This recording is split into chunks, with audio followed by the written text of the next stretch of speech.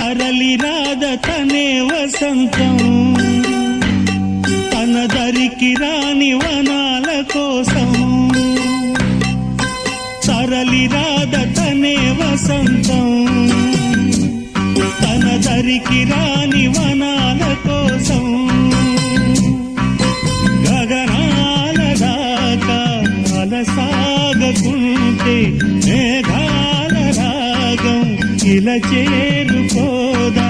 తరలి రాద తనే వసంతం తన దరికి రాని వనాల కోసం